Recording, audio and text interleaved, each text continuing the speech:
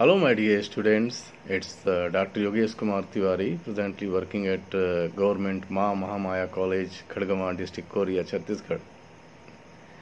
It's a matter of great pleasure for me that I have been assigned to teach Rasa theory, which has been included in PG courses. Rasa theory is very, very important as far as taking relisment, taking relisment in whatever things you are doing is of paramount importance. Unless you relish, you are not going to enjoy the real worth of the thing or whatever things you are doing. So I wish to make it clear that our discussion would be divided into three parts, and I hope I will be able to include all the salient features in three parts so that the things can be very, very clear for all of you, and you can easily tackle whenever the questions are asked about the Rasa theory. Okay? So we continue our discussion on Rasa theory. Bharata's Natya Shastra, is the oldest treatise on the performing arts, which encompasses theatre, dance, music, but particularly glorifying Rasa theory. So there is a glorification of Rasa theory in Natya Shastra written by Bharatas. Okay? It has been given the status of fifth Veda, as we are aware of the fact that we have four Vedas, but the Natya Shastra has been given the status of fifth Vedas. But Bharata's distinction lies in the fact that he has brought out the theory of Rasa, which is the basis of the aesthetic experience from art or literature. The idea of Rasa in drama or poetry is a unique creation of Indian dramaturgy and rhetorics. The translation of this particular word Rasa is also very difficult, as it is an enjoyment or experience in the mind of the sympathetic audience or the reader. It is an individual experience brought through the experience of bhava. The rasa is created or promoted in the mind of the spectator by bhava being expressed. These two, rasas and bhavas, are interdependent. They cannot be separated, as rasa is not created without bhava, and bhava has no existence if rasa not promoted. Bhavas can be considered as the physical body, and the rasa being its soul. So it can be said that rasa is the soul of all literature, particularly dramatization or dramatic performance. It can never be avoided. Bhavas, the emotions, has no meaning in the absence of rasa. Bhavas, the emotions represented in the performance, get translated into emotional state of experience in the minds of a spectator, so-called rasika, and makes the presentation thoroughly enjoyable. So we can say there are 11 elements that are described as the essence of Natya Shastra by Bharata. But rasa and bhava are the main aesthetic performances in provoking a desired emotion that leads to open the heart and mind of spectator to understand the message and idea of the poet. Rasa and bhava occupied a significant treatment in Bharata's Natya Shastra. Some more very important elements I would like to enumerate. For example, Abhinaya. Apart from rasa and bhavas, there are 9 others also. I would like to name them. First Abhinaya, then Dharmi, then Vritti, then Pravitti, then Siddhi, then Swara, then Antodaya, Gana, and Ranga. These embellish a dramatic presentation. Rasa is the combination of Vibhava, Anubhava, and Vyabhichari bhavas. This thing create the combination of these three, reaches to the height of rasa. When these three are combined together, they reach the height of realization, and that is how the rasa is created. It can be safely said that rasa is a product in the mind of sympathetic audience as a result of configuration of the determinants, the consequents, and the transitory moods. There is a sloka in Sanskrit. Vibhava anubhava vyabhichari samyogat ras nispatti. They are also known as causes, then effects, and auxiliaries in the spoken language. The latent emotions that comes to be manifested by all the above things is called rasa. Like food. When do we get the relish food? The food which is very, very relishing, very delicious. And how it reaches to that particular situation that we start taking relishment in eating food. Food becomes relished with the mixture of different spices. Rasa accompanied by these bhavas become the source of ananda. These things are explained in detail by Bharata. He further says that vibhavas, the determinants, are the causes. As many things are vibhayate, are determined by this through words, gestures, and representation of the temperament is named vibhavas. They just create an illusionary reality when the character is being presented in a particular environment. When a spectator or reader watches or reads a drama or poem, the basic emotion that already exists in the reader's mind, the reader watches or reads a drama or poem, the basic emotion that already exists in them are excited by these vibhavas. The determinants are the causes, and it leads to anubhava, the consequenter, the effect, because they anubhavayate, make to feel things by means of words, gestures. It is called anubhava, and it is related to words as well as to gestures and movement of major and minor limbs.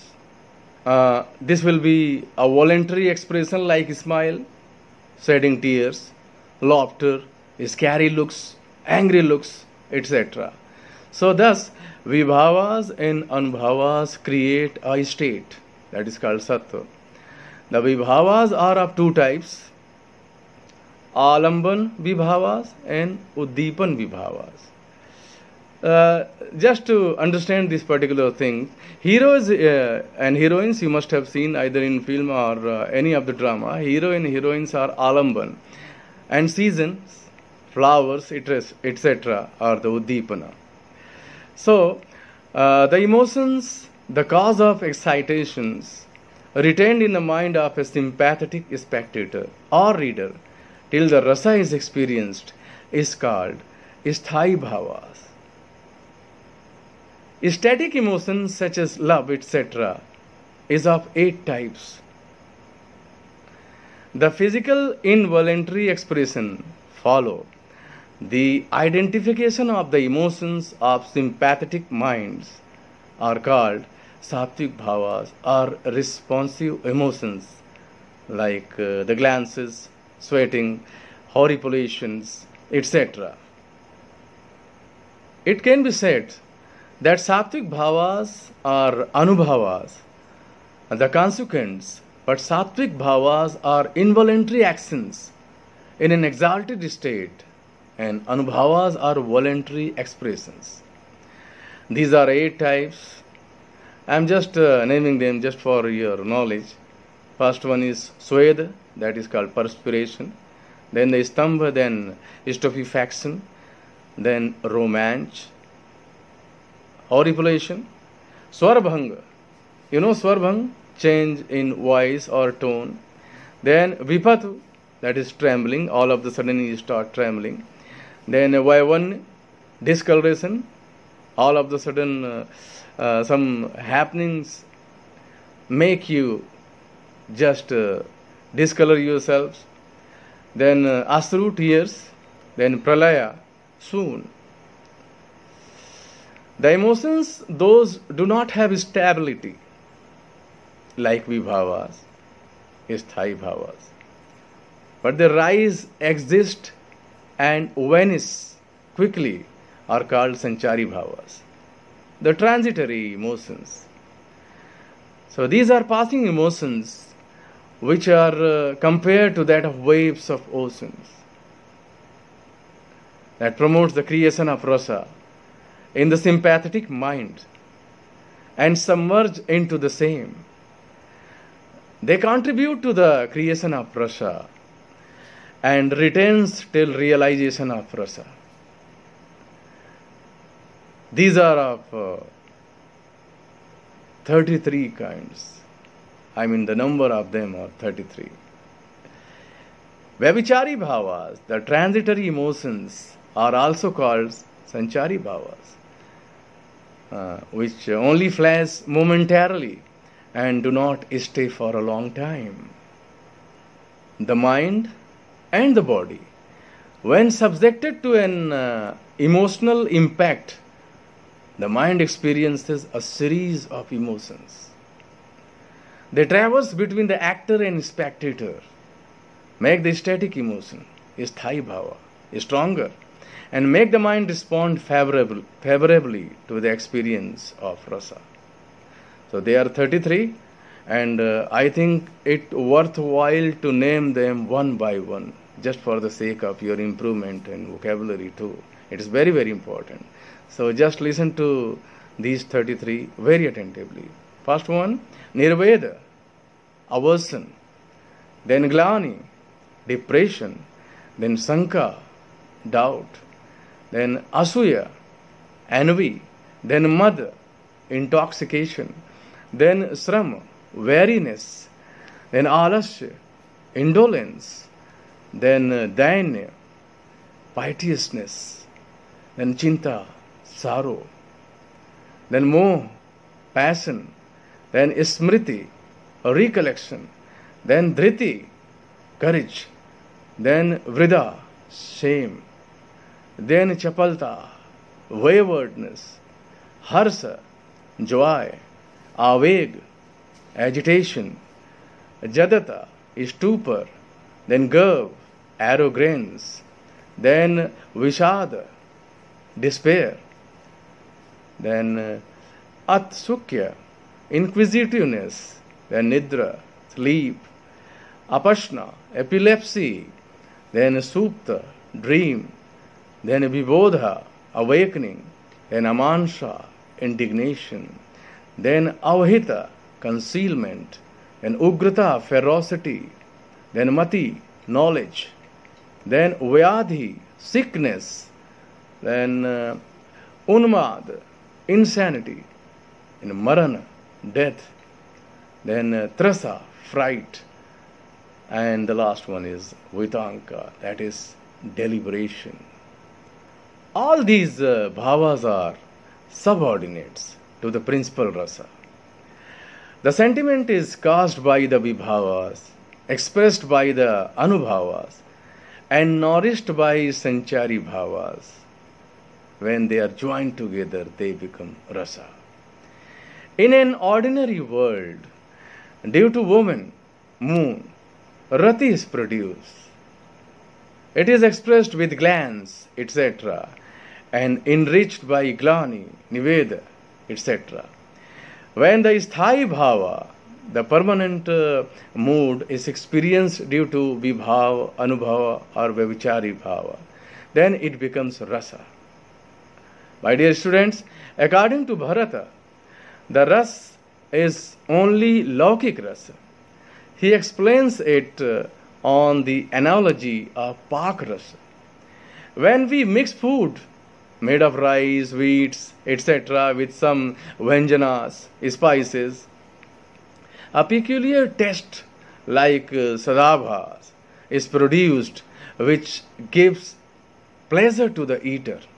When so many things are mixed together in a particular vyanjana or particular food, each entity has got its own typical taste, but when they are mixed together, a typical kind of new taste is created.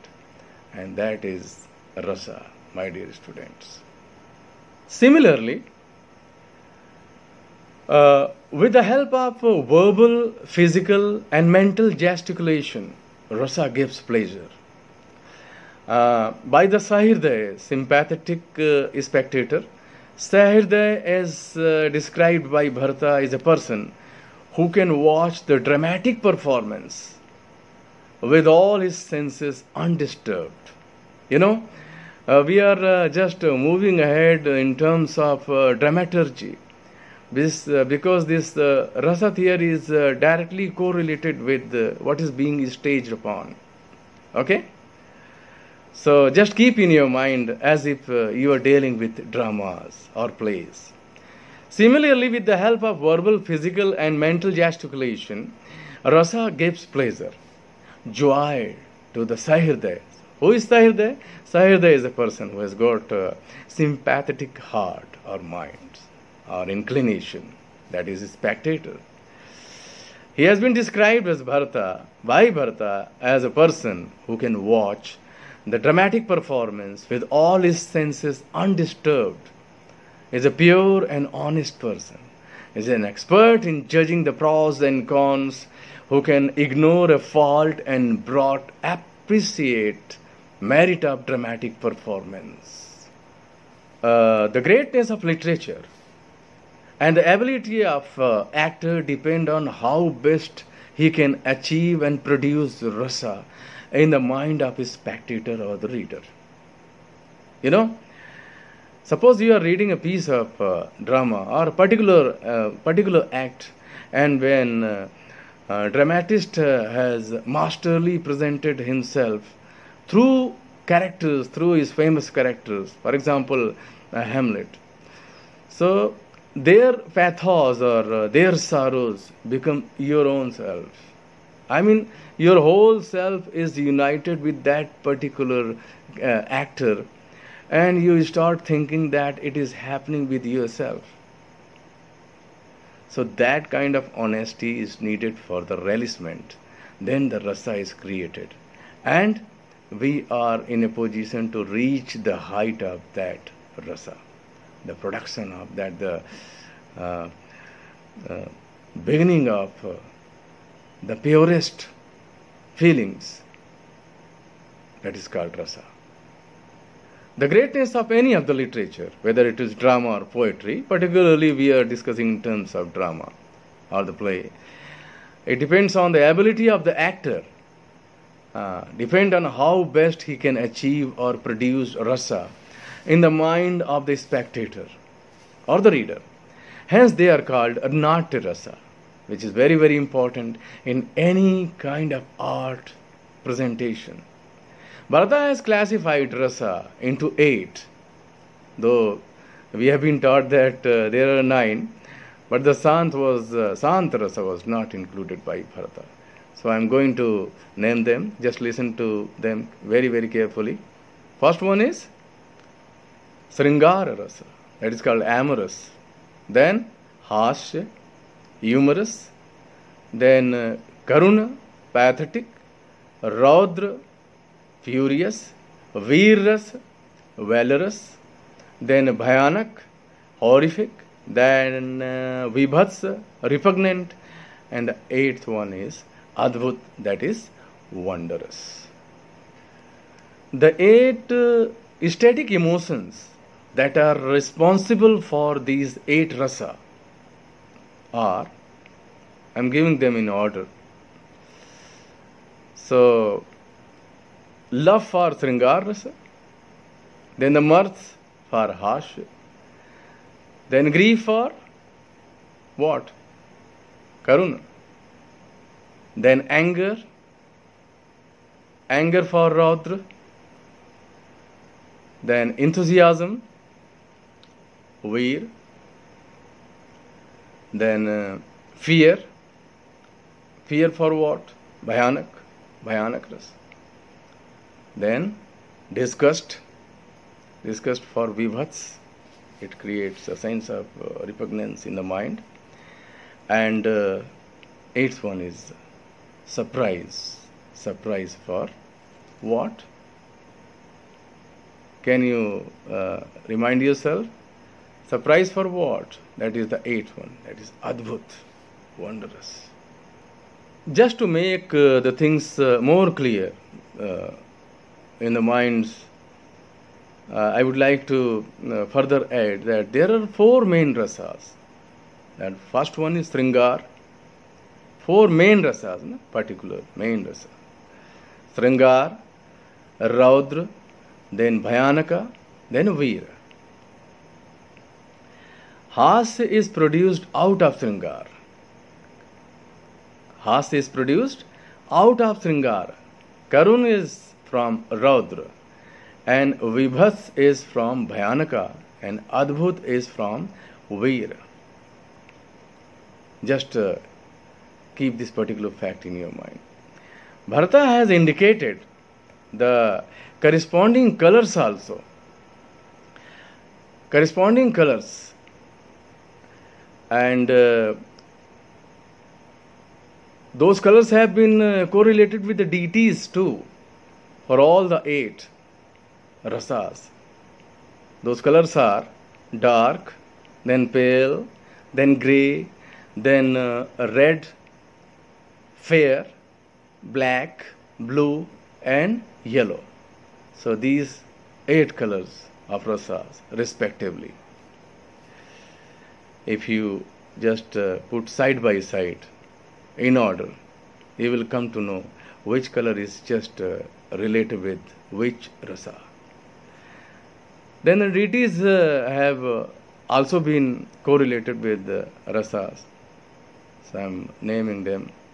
Vishnu for Sringar, then further Pramatha, Rudra, Yama, then Indra, then Kala, and Mahakal, and Brahma are the presiding deities, Although the Natya Shastra do not make any clear acceptance of Sant Rasa, but Bharata has recognized it as a sentiment with Sama, calmness, as the dominant emotion. So this particular rasa was accepted by the later authors on Alankaras of poetics after a long discussion and theorization, by Abhinav Gupta. Subsequently, the expression came into existence, that it became the ninth rasa. So my dear students, I hope you must have enjoyed this particular introductory part on rasa theory. So how these vibhavas, anubhavas and sthai bhavas are combined together just to create a typical kind of new things, a new rasa, that is relishment or the sentiment. And it has been correlated with the process of food making also. As you know, so many spices are mixed together, entirely new kind of taste is generated or created, and we start relishing through that particular mixture. That is how this rasa theory is all about. Further, we shall be discussing separately about the kinds and types of rasas in a very, very elaborate way. Thank you very much.